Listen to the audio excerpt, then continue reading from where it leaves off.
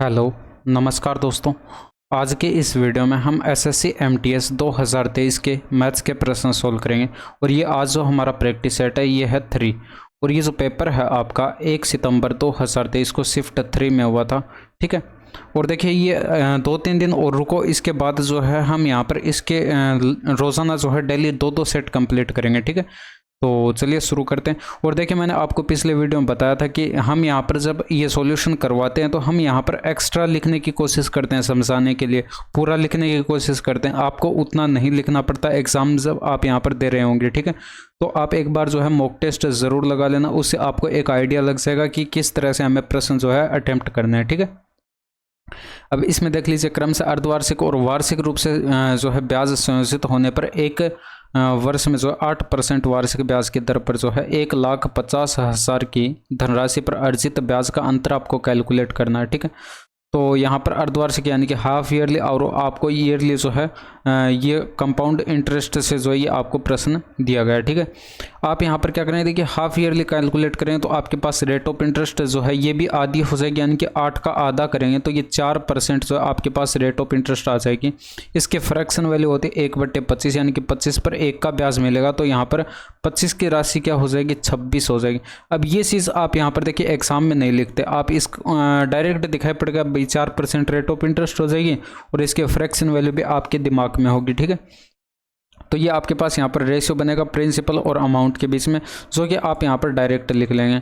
इसके बाद यहाँ पर देखिए अर्धवार्षिक रूप से कंपाउंड हो रही है और एक वर्ष में कितनी बार कंपाउंडेड हो जाएगी भाई, यहाँ पर 6-6 महीने से कंपाउंड हो रही है तो एक वर्ष में 2 बार कंपाउंडेड हो जाएगी। सिंपल है। तो आप यहाँ पर क्या करेंगे, पावर 2 कर देंगे तो ये 625 की राशि कितनी हो जाएगी, 676 हो जाएगी। तो यहाँ पर डिफरेंस देख लीजिए कितने का है, ये आपके पास जो है 51 का आपको यहाँ पर डिफरेंस दिखाई पड़ा। तो यानी कि 51 का जो है ये ब्याज मिला होगा। जबकि आपको यहाँ पर प्रश्न में जो है ये आपको बताई गई राशि कितनी है, 1,50,000 थी। तो 1,50,000 अगर ये राशि थी तो अगर हम इसमें 25 का डिवाइड करें तो 25 से 25 बार कट जाएगा, 25 से इसमें डिवाइड करेंगे ये 6,000 आ जाएगा। ठीक है। और इसके बाद यहाँ पर जो है 25 से डिवाइड करें तो 25 चौके 100, यानी कि 240 आपको यहाँ पर ये डेटा जो है गुणा दिखाई पड़ रहा है। ठीक है। तो ये कंपाउंड इंटरेस्ट जो है ये भी आपके पास 51 ना होकर 51 का 240 गुणा हो जाएगा। तो आप इसको गुणा कराएं तो 24 से कम 24 का 4 हासिल 2, 24 पंच 120 और 2 122 हो जाएगा। ये आपके पास यहाँ पर इतना आ जाएगा। ठीक है। और इसी तरह से यहाँ पर जो है आप एक वर्ष के लिए जो है कंपाउंड इंटरेस्ट अगर कैलकुलेट कर दें तो आपको पता है एक वर्ष के लिए जो है कंपाउंड इंटरेस्ट और सिंपल इंटरेस्ट आपका बराबर होता है। तो जब आप यहाँ पर 1,50,000 के लिए जो एक वर्ष के लिए कैलकुलेट कर लेंगे तो आप इसका जो है डायरेक्ट 8% कैलकुलेट कर लेंगे। 2 0 से यहाँ पर 2 0 कट जाएगा। ठीक है। और यहाँ पर जो है 15 × 8 = 120 हो जाएगा और यहाँ पर आगे आप 2 0 लगा देंगे, यानी कि 12,000 का यहाँ पर जो है ब्याज मिलेगा। आपको इन दोनों का डिफरेंस देखना है। तो इन दोनों का डिफरेंस कितना हो जाएगा, 240 आपको यहाँ पर इन दोनों का डिफरेंस आपको दिखाई पड़ गया। ठीक है। तो यही आपके प्रश्न का सही आंसर हो जाएगा। अब देखिए मैंने यहाँ पर जो है इस तरह से ये लाइन बना के लिखा, भाई यहाँ पर मैंने आपको ये लाइन बना के दिखाया कि यहाँ पर इन दोनों का डिफरेंस देखिए 240। आप ये नहीं लिखेंगे, आपको डायरेक्ट यहाँ पर 240 से डिफरेंस दिखाई पड़ेगा, आंसर यहीं से टिक कर देते। ठीक है। तो कुछ चीज़ें हैं जो कि आप यहाँ पर नहीं लिखते और हम जो है यहाँ पर एक्सप्लेन करने के लिए सारी चीज़ें थोड़ी सी एक्स्ट्रा लिख देते हैं। ठीक है। अब इसमें देख लीजिए, स्वाति जो है 4200 के साथ एक व्यवसाय शुरू करती है और 5 माह बाद बानी स्वाति के साथ उसकी भागीदार के रूप में जुड़ जाती है। एक वर्ष के बाद लाभ को स्वाति और बानी के बीच जो है 2:5 के अनुपात में बांटा जाता है। बानी ने जो है कितनी धनराशि का योगदान किया। तो यहाँ पर जो है आप इनका रेशियो जब बनाएंगे, भाई इनके निवेश का जो रेशियो होगा वही आपके पास इनके प्रॉफिट का रेशियो हो जाएगा। तो यहाँ पर अगर हम बात करें स्वाति की, तो स्वाति ने जो है 4200 रुपये का निवेश किया था और एक वर्ष के लिए यहाँ पर जो है इसने निवेश किया था तो 12 महीने। ठीक है। एक वर्ष में 12 महीने होते। इसके बाद बानी आती है और बानी यहाँ पर देखिए 5 महीने बाद आती है। तो 12 में से 5 महीने घटा दें तो यहाँ पर कितना बच जाएगा, 7 महीने बच जाएगा। यानी कि बानी ने मान लेते x धनराशि निवेश की और यहाँ पर जो है 12 में से 5 घटा, यानी कि 7 महीने के लिए इसने निवेश किया। ये इनका रेशियो आ जाएगा, 7 × 42 हो जाएगा। ये 7 से कटेगा यहाँ पर, तो 7 × 42 600 आ जाएगा, 12 × 72 हो जाएगा, यानी कि 7200 अनुपात। ये आपके पास यहाँ पर 7200 अनुपात x जो है इनके निवेश का रेशियो आ चुका है और इनके प्रॉफिट का रेशियो आपको बताएगा 2 अनुपात 537 और बानी के जो निवेश का रेशियो है वो आपके पास इनके प्रॉफिट के रेशियो के बराबर हो जाएगा। तो यहाँ पर आप रख दीजिए भाई, ये आपके पास 7200 आया बटे x बराबर क्या होगा 2/5 के। तो इसको कैलकुलेट कर लीजिए, 2 से काटेंगे तो ये कितना हो जाएगा 3600 हो जाएगा। और यहाँ पर तिरछा गुणा कराएंगे, तिरछा गुणा कराएं तो x बराबर कितना आ जाएगा 36 पंचे 180 हो जाएगा, आगे 2 जीरो आ जाएंगे, यानी कि 18,000 आपके प्रश्न का सही आंसर होगा। एक वस्तु का क्रय मूल्य आपको बताया गया 205 की छूट देने के बाद 15% का लाभ होता है। तो वस्तु का अंकित मूल्य यानी कि मार्क प्राइस आपको कैलकुलेट करके बताना है। तो मार्क प्राइस में से अगर हम यहाँ पर 205 घटा दें तो इतने की छूट दी गई, 205 की छूट दी गई, ठीक है। तो इसके बाद 15% का प्रॉफिट होता है और 15% का प्रॉफिट जो है हम यहाँ पर कॉस्ट प्राइस क्रय मूल्य पर कैलकुलेट करते हैं। क्रय मूल्य हमारे पास 1120 है, इसकी फ्रैक्शन वैल्यू 3/20 होती है। ये आप एग्जाम में किसी को नहीं बताएंगे, आप डायरेक्ट कैलकुलेट कर लेंगे इसका। देखिए यहाँ पर 20/3 का प्रॉफिट होगा तो आप इसका डायरेक्ट कैलकुलेट करेंगे 23/20, ठीक है। इसको कैलकुलेट कर लीजिए, 0 से 0 कट गया, 2 से यहाँ पर काटेंगे तो ये आपके पास 56 आ जाएगा। 56 की 23 से गुणा कराते हैं तो कितना आ जाएगा 23 पंचे 115 और 23 छिके 138 हो जाएगा, हासिल आ जाएगी 13। 23 पंचे 115 और 13 कितना हो जाएगा 128 हो जाएगा। और आप इस 205 को इधर भेज देंगे तो मार्क प्राइस इक्वल टू कितना आ जाएगा 1288 में जो है 205 आप ऐड कर देंगे तो यहाँ पर यूनिट डिजिट आपको 3 मिल गया। तो 1493 आपके प्रश्न का सही आंसर हो जाएगा, ठीक है। अब इसमें कैलकुलेशन है, अभी 6 चौके 24 हो जाएगा, ये 4 बाहर आ गया, गुणा ब्रैकेट के अंदर ऑफ का मतलब होता है मल्टीप्लाई, 3 से 3 कट गया, और यहाँ पर ऑफ का मतलब मल्टीप्लाई होता है 3 से 3 कट गया। तो 1/4 में जब आप 5/4 ऐड करेंगे तो यहाँ से क्या बन जाएगा 6/4। 6/4 को क्या लिख सकते हैं 3/2, यानी कि इस ब्रैकेट की वैल्यू हमारे पास कितनी है 3/2 आई। तो जब आप इसको सोल्व करेंगे तो 6 आपके प्रश्न का सही आंसर हो जाएगा। भाई 4 कटेगा 2 बार, 3 दूनी का 6। अब इसमें देखिए यहाँ पर आपको बताया निम्न दंड आलेख में जो है 12 PM से 6 PM तक एक मेट्रो स्टेशन पर ई साइकिल पार्किंग की संख्या को दर्शाया गया। यदि पार्किंग चार्ज जो है 3 रुपये प्रति घंटा आपको बताया गया तो 2 PM से 6 PM तक पार्किंग चार्ज की कुल वसूली कितनी होगी ये आपको कैलकुलेट करनी। तो यहाँ पर इधर की साइड आपको यहाँ पर नंबर ऑफ साइकिल से दी गई है, ठीक है, और यहाँ पर ये आपको टाइम बताया गया 12 PM से लेकर 6 PM तक का, ठीक है। तो जब आप यहाँ पर देखें, देखिए आपको यहाँ पर ये डेटा दिखाई नहीं पड़ रहा होगा, यहाँ पर ये नंबर जो है ऑलरेडी पहले से ही लिखे हुए हैं। आपको यहाँ पर क्या करना है 2 PM से देखना है, तो 2 PM यहाँ पर है और यहाँ से ये देखें तो ये 45 है और यहाँ पर ये 25 लिखा हुआ है और ये 45 लिखा हुआ है और ये 55 लिखा हुआ है और ये 45 लिखा हुआ है। आप इन सभी को ऐड कर लीजिए, कितना हो जाएगा 45 45 90 हो जाएगा, 55 45 ये 100 हो जाएगा 190 और ये 25 यानी कि 215 आपके पास ये टोटल हो गया। और 1 घंटे के लिए 3 रुपये का जो है खर्चा आता है, तो आप यहाँ पर जो है इसको 3 से गुणा कर देंगे तो ये आपके पास यहाँ पर 645 आपके प्रश्न का सही आंसर हो जाएगा, ठीक है, रुपए में। एक पंसारी को क्रम से 18 प्रति किलोग्राम और 22 प्रति किलोग्राम की 2 किस्मों की दालों को किस अनुपात में मिलाया जाना चाहिए ताकि जो 19.50 प्रति किलोग्राम मिश्रण जो है प्राप्त हो सके। तो यहाँ पर आप एलिगेशन यूज़ कर देंगे। इसमें सिंपल सा प्रश्न है 18 और यहाँ पर लिखेंगे 22 और यहाँ पर 19.50 हमें ओवरऑल चाहिए, ठीक है। तो आप यहाँ पर क्या करेंगे, बड़ी वैल्यू में से छोटी वैल्यू को घटाएंगे तो यहाँ पर 1.5 का आपको डिफरेंस दिखाई पड़ गया और यहाँ पर जो है 0.5 2.5 का आपको यहाँ पर डिफरेंस दिखाई पड़ गया। तो पॉइंट से पॉइंट कट जाएगा, 5 पंचे 25 हो जाएगा, 5 तिरिका 15 हो जाएगा। तो 5:3 आपके प्रश्न का सही आंसर हो गया। एक व्यक्ति बिंदु ए से जो है बिंदु बी तक 40 किलोमीटर पर आवर की चाल से यात्रा करता है और 60 किलोमीटर पर आवर की चाल से जो है बिंदु ए पर वापस आता है। यदि यात्रा में कुल समय जो है 5 घंटे का समय लगता है तो बिंदु ए और बिंदु बी के बीच की दूरी कैलकुलेट कर लीजिए। भाई यहाँ पर देखिए ए और बी के बीच की दूरी यहाँ पर पहले जाता है और फिर यहाँ पर उसी दूरी को वापस आते समय कवर करता है, यानी कि सेम डिस्टेंस कवर हो रही है। तो आप यहाँ पर क्या करेंगे, एवरेज स्पीड कैलकुलेट करेंगे। एवरेज स्पीड कितनी हो जाएगी 2 इंटू में 40 इंटू में 60 और बट्टे के अंदर 40 प्लस का 60 हो जाएगा, ठीक है।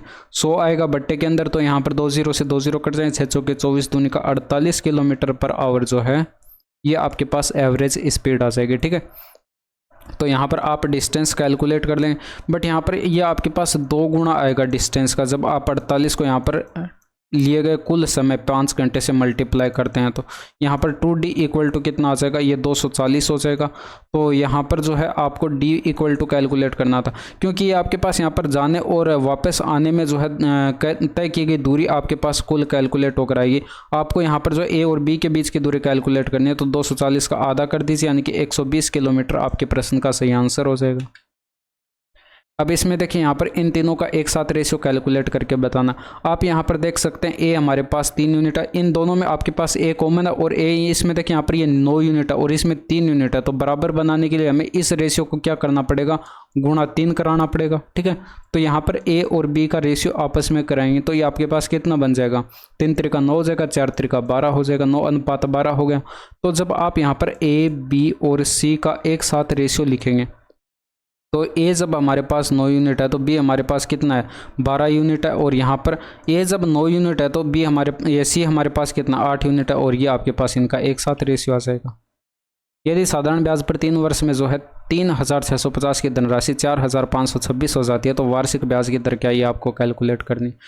तो आप यहाँ पर देख लीजिए ये 3 वर्ष के दौरान जो है कितने का ब्याज मिला, भैया आपके पास हो जाएगा 350 और ये आपके पास 526, यानी कि 876 का ब्याज मिला कितने वर्षों में। भाई यहाँ पर ये 3 वर्षों के दौरान मिला, 3 ईयर्स के दौरान जो है इतने का ब्याज मिला। तो 1 ईयर के दौरान कितना ब्याज मिल जाएगा, 3 से डिवाइड कर देंगे, 3 दूनी का 6 और फिर यहाँ पर 3 दूनी का 6, 9 त्रिका 27 हो जाएगा, 3 दूनी का 6, 292 का आपको ब्याज मिला। 292 का ब्याज मिला कितने पर, 3650 पर। तो 292 का ब्याज मिला 3650 पर और यहाँ पर गुणा कर देंगे 100 से। तो ये आपके पास जो है यहाँ पर वार्षिक ब्याज दर यानी कि रेट ऑफ इंटरेस्ट आ जाएगी। ठीक है, 0 से 0 कट गया, 5 से काटेंगे 2 बार कट गया, 5 से काटेंगे 5 7 35, 5 त्रिका 15। आप देख सकते हैं 73 का ये 4 गुना लिखा हुआ है, 4 त्रिका 12, 7 के 28, 29 हो जाएगा। ठीक है, तो 4 दूनी का 8% आपके पास यहाँ पर रेट ऑफ इंटरेस्ट आ जाएगी। इसमें देख लीजिए 3.80 प्रति किलोग्राम मूल्य वाली कितने किलोग्राम चीनी को जो है 4.60 प्रति किलोग्राम मूल्य वाली 60 किलोग्राम चीनी के साथ मिलाया जाना चाहिए, ताकि परिणामी मिश्रण को जो है 5.20 प्रति किलोग्राम के मूल्य पर बेचने पर 30% का जो है लाभ अर्जित किया जा सके। देखिए ये भी आपका एलिगेशन से बन जाएगा। भाई यहाँ पर ये कॉस्ट प्राइस और यहाँ पर भी ये कॉस्ट प्राइस, बट यहाँ पर ये जो दिया गया ये आपको सेलिंग प्राइस दिया गया, तो ये आपको यहाँ पर कॉस्ट प्राइस में जो है कन्वर्ट करना पड़ेगा। इसमें जब आप एलिगेशन लगाएंगे तो 3.80, इसका वेट हमें नहीं बताया गया, 4.60 रुपये प्रति किलोग्राम मूल्य वाली चीनी का वेट आपको बताया गया 60 किलो। ठीक है, यहाँ पर हम ओवरऑल जो डेटा लिखेंगे वो हम कैलकुलेट करके लिखेंगे। देखिए 30% का प्रॉफिट का मतलब क्या हो गया, 3/10 इसकी फ्रैक्शन वैल्यू, यानी कि 10 पर जो है 3 का प्रॉफिट लिया गया, यानी कि 10 की वस्तु 13 में बिकी होगी। जबकि आपको सेलिंग प्राइस बताया गया कितना है, 5.20 है। तो यहाँ पर आप देख सकते हैं 13 चौके 52, यानी कि 0.4 गुना ये डेटा लिखा हुआ है। तो ये सीपी जो है ये आपका सीपी हो जाएगा, ये एसपी हो जाएगा। तो ये सीपी जो है कॉस्ट प्राइस जो है ये भी 10 ना होकर 0.4 गुना करेंगे, यानी कि 4 आपके पास यहाँ पर सीपी आ जाएगा। ये 4 आप यहाँ पर लिख लेंगे और यहाँ पर एलिगेशन जब यूज़ करेंगे तो बड़ी वैल्यू में से छोटी वैल्यू को घटाएंगे। यहाँ पर 0.20 का आपको गैप दिखाई पड़ा और यहाँ पर जो है 0.60 का आपको गैप दिखाई पड़ा। तो जब आप इन दोनों का रेशियो बनाएंगे तो पॉइंट से पॉइंट कट गया और 0 से 0 कट गया, 3 दूनी का 6 हो जाएगा। ये आपके पास यहाँ पर 3 दूनी का 6 हो जाएगा और ये आपके पास यहाँ पर 3:1 जो है इनका रेशियो आ जाएगा। बट यहाँ पर देखिए आपको ये बताया गया था कि ये 4.60 रुपये जो है प्रति किलोग्राम मूल्य वाली जो चीनी थी उसका वेट आपको बताएगा कितना, 60। तो इस 1 यूनिट की वैल्यू 60 है, तो इस 3 यूनिट की वैल्यू कितनी हो जाएगी, भाई इसका वेट आपसे पूछा गया था। तो ये आपके पास ये भी 3 ना होकर 3 का 60 गुना करेंगे, यानी कि 180 किलो जो है ये आपके प्रश्न का सही आंसर हो जाएगा। अब इसमें देख लीजिए x की आय जो है y की आय से जो है 12% अधिक है, तो y की आय x की आय से कितने प्रतिशत कम है। देखिए 12% अधिक, इसका मतलब इसकी फ्रैक्शन वैल्यू हो जाएगी 3/25, यानी कि 25 से 3 अधिक है। भाई अगर आपके पास y की आय 25 यूनिट है तो x की आय कितनी हो जाएगी, 28 यूनिट हो जाएगी। y की आय 25 यूनिट है तो x की आय 28 यूनिट हो जाएगी। आपको यहाँ पर बताना है कि y की आय जो है x की आय से कितनी कम है, 3 कम आपको दिखाई पड़ी, कितने से, 28 से, और गुणा 100 कर देंगे। तो 4 से इसको डिवाइड करेंगे 25 आ जाएगा, 4 से इसको डिवाइड करेंगे 7 आ जाएगा, यानी कि 75 के अंदर आपको 7 का डिवाइड करना है। तो 10 सही 5/7 आपके प्रश्न का सही आंसर आ जाएगा और ये परसेंटेज में आएगा। ठीक है, अब इसमें देख लीजिए यहाँ पर इकाई के आयाम वाले घनाभ को यानी कि क्यूबॉइड को जो है इस इकाई आयाम के छोटे छोटे घन के रूप में जो है काटे जाते हैं। तो बड़े घनाभ से कितने छोटे छोटे घन काटे जा सकते हैं। मान लेते हैं कि n घन काटे जा सकते हैं, तो यहाँ पर जितने भी n घन होंगे उनका वॉल्यूम इस पूरे घनाभ के वॉल्यूम के आपस में बराबर होगा। तो यहाँ पर बराबर कर दीजिए भाई, 8 गुणा में 6 गुणा में 6 बराबर। मान लेते हैं कि n यहाँ पर घन काटे जाते हैं और एक घन का वॉल्यूम आपको बताया गया 0.5 इंटू में 0.5 और इंटू में 0.5 हो जाएगा। ठीक है, जब आप इसको सोल्व करेंगे तो पॉइंट यहाँ पर सभी जगह से हटाएंगे, बट्टे में 1000 आएगा और 5 का क्यूब क्या होता है 125 होता है और 125 से जब आप 1000 को डिवाइड करेंगे तो 8 आ जाएगा। ठीक है, 125 का 8 गुना 1000 होता है, तो 8 इधर आ जाएगा गुणा में, तो ये आपके पास 8 अट्ठे 64 हो जाएगा। n इक्वल टू कितना आ जाएगा 8 अट्ठे 64 हो जाएगा। इंटू में 6 करेंगे यानी कि 36 आ जाएगा। 6 चौके 24, इकाई का अंक आपको 4 मिल गया यानी कि 2304 आपके प्रश्न का सही आंसर हो जाएगा। इतने जो है घन बनाए जा सकते हैं। शुद्ध दूध वाले एक पात्र में से जो है 35% दूध निकालकर उसके स्थान पर पानी डाल दिया जाता है और इस प्रक्रिया को 3 बार दोहराया जाता है। तीसरी प्रक्रिया के अंत में जो है दूध की शुद्धता कितनी होगी आपको कैलकुलेट करना। इस प्रश्न को समझिए। यहाँ पर अगर हम यहाँ पर मान लेते हैं कि जो शुद्ध हमारे पास शुद्ध दूध वाले एक पात्र जो है, इसमें अगर हमारे पास दूध हमारे पास 100 यूनिट है तो इसका 35% दूध निकाल लिया जाता है। तो अब यहाँ पर इसका 65% जो है मिल्क हमारे पास बचा है, यानी कि यहाँ पर 100 का 65% 65 होगा। अब यहाँ पर जो आपने निकाला है ये 35%, 65% जो है आपके पास यहाँ पर 65 यूनिट जो है ये मिल्क बचा था, इसमें अब जो है वाटर मिला दिया जाता उतना ही, यानी कि इसका 35% जितना निकाला था उतना ही हम यहाँ पर इसमें क्या कर देते हैं पानी मिला देते हैं। तो ये आपके पास रेशियो बनेगा 65 अनुपात क्या हो जाएगा, ये आपके पास 100 हो जाएगा। जब आप इसको 5 से डिवाइड करेंगे तो 13 पंचे 65 हो जाएगा, 20 पंचे 100 हो जाएगा। तो यहाँ पर आपके पास ये रेशियो क्या आ चुका है, ये 13 अनुपात 20 आ चुका है। ये प्रक्रिया जो है 3 बार दोहराई जाती है, आपसे बोला गया। तो आप यहाँ पर क्या करेंगे 13/20 का जो है यहाँ पर पावर 3 कर देंगे, तो 13 की पावर 3 2197 हो जाएगा, ये आपको पता होगा। और 20 का पावर करेंगे 3 तो यहाँ पर जो है 8000 हो जाएगा। तो आप यहाँ पर देख सकते हैं ये आपके पास 2197। अब आपके पास मिल्क है टोटल कितने मिश्रण में से 8000 यूनिट के मिश्रण में से। ठीक है, और गुणा 100 करेंगे तो ये आपके पास परसेंटेज में जो है मिल्क की मात्रा आ जाएगी। 2 0 से 2 0 कट गया, 80 का इसमें डिवाइड करेंगे 2 बार चला जाएगा, 160 आएगा। ठीक है, बच गया कितना 59 बच गया और उतारेंगे 7 यानी कि 500 यहाँ पर 97। और यहाँ पर अब देखिए 80 का इसमें 7 8 56 7 बार चला जाएगा, 560 बच गया 37/80। इतने परसेंट जो है अब यहाँ पर जो है मिल्क की आपके पास मात्रा आ जाएगी। ठीक है, शुद्धता आ जाएगी। इसमें देखिए यहाँ पर 2015 से 2018 तक लिबरल आर्ट्स में प्रति वर्ष नामांकित छात्रों की औसत संख्या इंजीनियरिंग में नामांकित छात्रों की औसत संख्या से कितने अधिक या कम, ये आपको कैलकुलेट करना, यानी कि एवरेज आपको कैलकुलेट करना पड़ेगा। तो आप यहाँ पर लिबरल आर्ट्स और इंजीनियरिंग में 2015 से 2018 तक टोटल कर लीजिए और उसको उसमें 4 का डिवाइड कर दीजिए, एवरेज आपके पास आ जाएगा। और फिर आप डिफरेंस देख लीजिए भाई, जब आप यहाँ पर 9 5 14 करेंगे, 7 21 और 1 22 का 2 आ जाएगा, मैं यहाँ पर लिख रहा हूँ। ठीक है, और पावर में आपके पास 2 आ जाएगा, 8 2 10 और 17 8 कितना हो जाएगा 25 हो जाएगा, हासिल आएगी 2। 10 और 4 14 और 7 21 हो जाएगा। इसमें 4 का डिवाइड करेंगे तो 5 चौके 20 हो जाएगा, 4 त्रिका 12 हो जाएगा, 8 चौके 32 538 आ जाएगा। इसी तरह से आप दूसरे में कैलकुलेट कर लीजिए इंजीनियरिंग वाले में। यहाँ पर देखिए ये आपके पास 1 7 और ये 11, ये 12 आपके पास यहाँ पर बनेगा, 12 का 2 हो गया, हासिल आएगी 1। और 7 1 8 4 12 और ये 9 कितना हो जाएगा 23 हो जाएगा, 12 और 9 हो जाएगा 23। 1 सेकेंड, ये 7 और 1 8 4 12 और 9 21 हो जाएगा ना, तो यहाँ पर ये आपके पास 21 हो जाएगा और हासिल आएगी 2। ये 11 और 2 13 8 21 और 6 27 हो जाएगा। इसमें आप 4 का डिवाइड करेंगे तो कितना हो जाएगा भाई, यहाँ पर 6 चौके 24 हो जाएगा, बच गया 3, 7 चौके 28 हो जाएगा, बच गया 3, 8 चौके 32 हो जाएगा। इन दोनों का डिफरेंस आप यहाँ पर देख सकते हैं भाई, यहाँ पर जो आपको कितने का डिफरेंस दिखाई पड़ रहा है, ये आपके पास यहाँ पर हो जाएगा 62 और यहाँ पर जो है 78, यानी कि आपके पास 80 और 140 का यहाँ पर जो है डिफरेंस आपको दिखाई पड़ गया। ठीक है, यानी कि इतना जो है ये वाला डेटा कम लिखा हुआ है इससे। ठीक है, अब 2 अंकों की वह सबसे बड़ी संख्या ज्ञात करके बतानी है जो जिसका जो है इन सभी में भाग देने पर क्रम से आपके पास ये शेषफल बचते हैं। तो आप यहाँ पर ये शेषफल जो है इन सभी में से क्या कर दीजिए, माइनस कर दीजिए। जब आप इनमें से माइनस करेंगे तो संख्या आपके पास एक तो 216 आ जाएगी, एक 360 आ जाएगी और एक आपके पास यहाँ पर 504 आ जाएगी। ये 3 संख्या आपके पास आ चुके हैं। आप इनका हाईएस्ट कॉमन फैक्टर कैलकुलेट कर दें तो आपके पास आंसर आ जाएगा। इन दोनों का डिफरेंस देखिए कितने का है, ये 84 और 60, यानी कि यहाँ पर जो 144 का आपको गैप दिखाई पड़ा। 144 तो ऑप्शन में है नहीं, तो आप यहाँ पर इसके क्या करेंगे, फैक्टर करेंगे, यानी कि 2 गुणा में 72 आप इसको लिख सकते हैं। 72 आपका ऑप्शन में यहाँ पर दिखाई पड़ गया, तो आप यहाँ पर चेक कर लीजिए कि 72 से ये तीसरी संख्या डिवाइड है या नहीं। तो यहाँ पर आप देख सकते हैं ये इसका 7 गुना लिखा हुआ है, तो 7 गुना लिखा हुआ है यहाँ पर। ये वाली संख्या जो है इससे कंप्लीट डिवाइड है 72 से, यानी कि आपके पास हाईएस्ट कॉमन फैक्टर इनका, आपके पास इन संख्याओं का हाईएस्ट कॉमन फैक्टर कितना आया है, 72 आया है। तो जब आप इस 72 का इन तीनों संख्याओं में डिवाइड करते हैं तो आपके पास यही शेषफल बचेंगे। आप कैलकुलेट करके देख सकते हैं।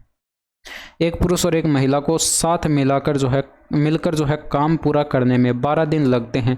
एक पुरुष अकेले उस काम को 15 दिन में पूरा कर सकता है। एक महिला अकेले उस काम को कितने दिनों में पूरा कर सकती है, आपको कैलकुलेट करना है। देखिए, एक मेल है और एक फीमेल है, ये दोनों मिलकर काम करते हैं तो काम को 12 दिन में कंप्लीट कर सकते हैं। जबकि आपको प्रश्न में बताया गया कि एक मेल जो है अकेला इस काम को 15 दिन में कंप्लीट कर सकता है। ये दोनों आपस में टोटल वर्क होंगे, यानी कि बराबर होने चाहिए। तो ये 4 से कटेगा 3, ये आपके पास यहाँ पर 3 से कटेगा 4 आ जाएगा, 3 से कटेगा ये 5 आ जाएगा। 4 के इसके अंदर गुणा कराएंगे तो 4m आ जाएगा, 4f आ जाएगा इक्वल टू 5m आ जाएगा। जब आप इनको सोल्व करेंगे तो 4f इक्वल टू जो है आपके पास m आ जाएगा, यानी कि यहाँ पर फीमेल और मेल की एफिशिएंसी का रेशियो आ जाएगा 1:4। आपसे प्रश्न में बोला गया भाई टोटल वर्क आप यहाँ पर कैलकुलेट कर सकते हैं। आपसे प्रश्न में बोला गया कि मेल जो है अकेले 15 दिन में काम कंप्लीट कर सकता है। मेल की एफिशिएंसी 4 आई है तो 15 से इसको गुणा कराएंगे, यानी कि 60 यूनिट का आपके पास टोटल वर्क आ जाएगा। प्रश्न में बोला गया कि एक फीमेल जो है एक महिला जो है इस काम को कंप्लीट करने में कितने दिन का टाइम लेगी। तो 60 यूनिट का टोटल काम है। इस एक महिला की एफिशिएंसी जो है 1 यूनिट है, तो 1 का इसमें डिवाइड करेंगे, यानी कि इसको 60 दिन यहाँ पर इस काम को कंप्लीट करने में लग जाएंगे। ठीक है। एक नाविक जो है नाव चलाकर 6 घंटे में धारा के अनुकूल 36 किलोमीटर और धारा के प्रतिकूल 24 किलोमीटर की दूरी तय कर सकता है। जब वह धारा के अनुकूल 24 किलोमीटर और धारा के प्रतिकूल 36 किलोमीटर की दूरी तय करता है तो नाविक को 6.5 घंटे को आप क्या लिख सकते हैं, 13/2 घंटे आप यहाँ पर लिख सकते हैं। ठीक है, इतने का यहाँ पर जो है समय लगता है। तो धारा की चाल कितनी है ये आपको कैलकुलेट करनी। तो यहाँ पर देखिए 2 इक्वेशन आपके पास बनेगी। यहाँ पर जो है ये आप 36 किलोमीटर धारा के अनुकूल की बात हो रही है, यानी कि 36 किलोमीटर डाउन स्ट्रीम डी, यानी कि आपके पास यहाँ पर धारा की दिशा क्या हो जाएगी, डी हो जाएगी। ठीक है, ये धारा की दिशा में जो है 36 किलोमीटर की दूरी तय हो रही है, तो यहाँ पर इतने का टाइम लग जाएगा। भाई आप यहाँ पर क्या करें, दूरी बटे चाल करें तो टाइम आएगा। इसी तरह से यहाँ पर 24 किलोमीटर की दूरी जो है धारा की विपरीत दिशा में, यानी कि अप स्ट्रीम आपके पास यूज है, ये स्पीड हो जाएगी। इस स्पीड से कवर हो रही है तो इतना टाइम लगेगा। तो यहाँ पर ये जो टोटल टाइम आपको प्रश्न में बताएगा 6 घंटे का लग रहा है। इसी तरह से आप यहाँ पर एक इक्वेशन और बना लेंगे। भाई 24 किलोमीटर यहाँ पर धारा के अनुकूल की बात हो रही है डाउन स्ट्रीम, और यहाँ पर जो है 36 किलोमीटर धारा के विपरीत दिशा में, यानी कि अप स्ट्रीम, और यहाँ पर जो टोटल टाइम लग रहा है आपको बताएगा 6.5 घंटे का, यानी कि 13/2 घंटे आप इसको लिख लेंगे। जब आप यहाँ पर देखेंगे ये आपके पास यहाँ पर 2 इक्वेशन बन सकते हैं। देखिए आप यहाँ पर क्या करते हैं, ये आपके पास 2 इक्वेशन तो बन चुके हैं। यहाँ पर आप क्या करते हैं, किसी एक राशि को बराबर करते हैं और उसके बाद दोनों इक्वेशन को सोल्व कर लेते हैं। तो यहाँ पर देखिए मान लीजिए मैं इसको बराबर करता हूँ, भाई 24 या 72 हो जाएगा, 36 दूनी का 72 हो जाएगा। तो यहाँ पर इसको अगर मैं पूरी इक्वेशन को 3 से गुणा करा दूं और इस पूरी इक्वेशन को मैं 2 से गुणा करा दूं तो ये मेरा काम हो जाएगा। भाई यहाँ पर आपके पास ऊपर क्या बन जाएगा, 36 या 108 हो जाएगा, और ये बट्टे के अंदर डाउन स्ट्रीम डी आ जाएगी, प्लस के अंदर 24 या 72 यू आ जाएगा, बराबर 36 का 18 आ जाएगा। इसी तरह से आप यहाँ पर क्या करेंगे, ये 24 दूनी का 48 और बट्टे के अंदर डी आ जाएगा, और प्लस के अंदर 36 दूनी का 72 आ जाएगा, बट्टे के अंदर यू, बराबर की साइड आपके पास 2 कट जाएगा, यानी कि 13 आ जाएगा। ये इक्वेशन फर्स्ट आ चुकी है, ये इक्वेशन जो आपके पास सेकंड आ चुके। आप यहाँ पर क्या करेंगे, दोनों का डिफरेंस कैलकुलेट करेंगे, तो यहाँ पर जो है ये वाली वैल्यू इस वैल्यू से कट जाएगी। अब यहाँ पर 108/d में से 48/d घटाएंगे तो 60/2 60 बटे ये आपके पास यहाँ पर डी बच जाएगा, और बराबर की साइड 18 में से 15 गया, ये आपके पास यहाँ पर 5 बच गया। तो आप यहाँ पर देख सकते हैं 12 पंचे 60 हो जाएगा, 5 से काटेंगे तो ये 12 पंचे 60 हो जाएगा। तो डी बराबर यहाँ से कितना आ जाएगा, 12 आ जाएगा। डी की वैल्यू आपके पास 12 आ चुकी है। तो इक्वेशन सेकंड से मैं यहाँ पर क्या लिख सकता हूँ भाई, यहाँ पर समीकरण 2 में आप चाहे तो समीकरण 1 में भी रख सकते हैं, डी की वैल्यू 12 रख दीजिए। भाई मैं समीकरण 2 से कैलकुलेट कर रहा हूँ, तो डी की वैल्यू जैसे ही 12 रखूँगा तो 48 बट्टे 12 प्लस का 72 बट्टे यू, और बराबर की साइड जो है 13 है। तो 12 4 48 होगा, और 4 इधर माइनस करेंगे तो 9 बच जाएगा। ठीक है, तो 72 बटे यू इक्वल टू कितना आ जाएगा, 9 आ जाएगा। 9 8 72 हो जाएगा, और ये 1 आ जाएगा। तो यू बराबर आपके पास कितना आ जाएगा, यहाँ से 8 आ जाएगा। u की वैल्यू 8 आ चुकी है, डी की वैल्यू आपके पास 12 आ चुकी है। तो आप यहाँ पर दारा की जो है चाल कैलकुलेट कर सकते हैं। भाई यहाँ पर दारा की चाल आपके पास क्या हो जाएगी, आप क्या करेंगे, इन दोनों का डिफरेंस करेंगे। भाई आप क्या करेंगे, डी में से u को माइनस करेंगे और डिवाइड 2 कर देंगे। तो 12 में से अगर 8 को माइनस किया और डिवाइड 2 करेंगे तो 4 का डिफरेंस है, बट्टे 2 करेंगे तो 2 किलोमीटर पर आवर जो है आपके पास यहाँ पर दारा की दिशा में दारा की चाल हो जाएगी। ठीक है, अगर नाव की चाल आपसे पूछता तो आप यहाँ पर डी प्लस का यू करते और डिवाइड 2 कर देते। एक वस्तु को जो 1980 में बेचने पर अर्जित प्रतिशत लाभ उसी वस्तु को 1620 में बेचने पर हुई हानि के प्रतिशत के बराबर है। 15% लाभ अर्जित करने के लिए जो वस्तु को किस मूल्य पर बेचा जाना चाहिए। तो यहाँ पर आप देख सकते हैं, यानी कि इतने में बेचने पर यहाँ पर प्रॉफिट हो रहा है। तो आप यहाँ पर क्या कर सकते हैं भाई, सेलिंग प्राइस में से कॉस्ट प्राइस माइनस करेंगे तब आपके पास प्रॉफिट आएगा। और यहाँ पर इतने में बेचने पर जो है इससे घाटा हो रहा है, यानी कि लॉस हो रहा है, तो आप क्रय मूल्य में से विक्रय मूल्य घटाएंगे। ठीक है, तो ये आपके पास लॉस आएगा और ये आपस में बराबर आएंगे, आपसे प्रश्न में बोला गया। तो यहाँ से अगर आप इसको सोल्व करेंगे तो 2CP इक्वल टू कितना आ जाएगा, ये इधर ऐड हो जाएगा, यानी कि 2000, और ये आपके पास 3600 यहाँ पर टोटल हो जाएगा। तो CP इक्वल टू कितना आ जाएगा, 1800 आ जाएगा। और आपसे प्रश्न में बोला गया कि 15% का लाभ करना है, तो इसकी फ्रैक्शन वैल्यू तो 3/20 होती है, तो 20/3 का प्रॉफिट चाहिए। तो आप यहाँ पर डायरेक्ट क्या करेंगे, 1800 का 23/20 कैलकुलेट कर लेंगे। तो 0 से 0 कट गया, 2 से इसको डिवाइड करेंगे तो ये 90 आ जाएगा। 9 त्रिका 27 आ गया, हासिल 2, 18 और 2 कितना हो जाएगा, 20 हो जाएगा। ये 0 2070 आपके प्रश्न का सही आंसर होगा। ठीक है, एक गोले का पृष्ठीय क्षेत्रफल आपको बताएगा यदि गोले की त्रिज्या 2 गुनी कर दी जाए तो नए गोले का पृष्ठीय क्षेत्रफल कैलकुलेट करके बताना है। तो आपको पता है गोले का जो है पृष्ठीय क्षेत्रफल 4πr² होता है, और इसकी वैल्यू आपको बताएगी कितनी, 5544। तो 4 इंटू में पाई की वैल्यू 22/7 रखेंगे, इंटू में r² इक्वल टू 5544। आप इसको कैलकुलेट कर लेंगे। तो यहाँ पर 11 से डिवाइड करेंगे 2 बार कट गया, 11 से डिवाइड करेंगे 5 बार कट गया, 0 11 4 44।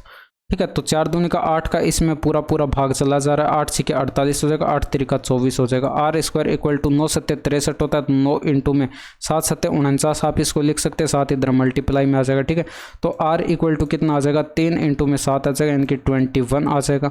आपसे प्रश्न में क्या बोला गया, प्रश्न में बोला गया है कि इस त्रिज्या का क्या कर दिया जाता है, 2 गुना कर दिया जाता है। मान लेते त्रिज्या अब हमारे पास कैपिटल R हो जाती है 21 का 2 गुना करने पर। ठीक है, तो ये 42 आपके पास अब त्रिज्या आ गई।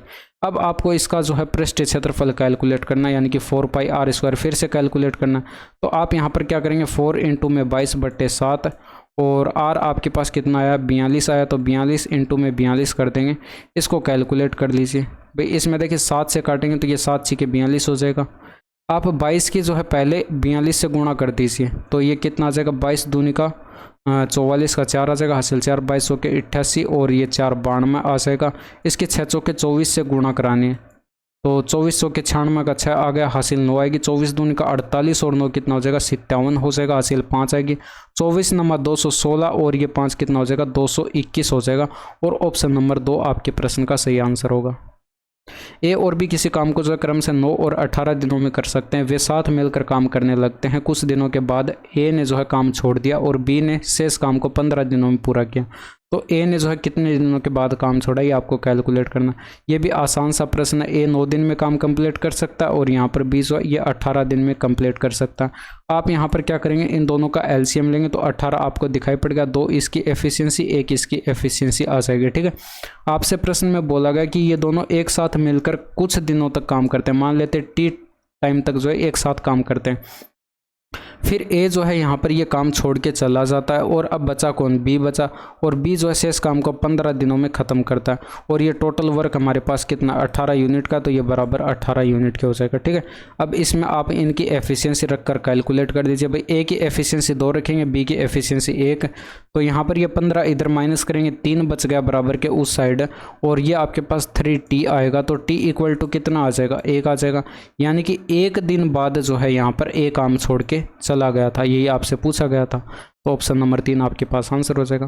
ठीक है, तो ये थे आपके पूरे 20 प्रश्न, और यहाँ तक की वीडियो कैसे लगी कमेंट करके ज़रूर बताएगा। बाकी मिलते हैं आपसे नेक्स्ट वीडियो में।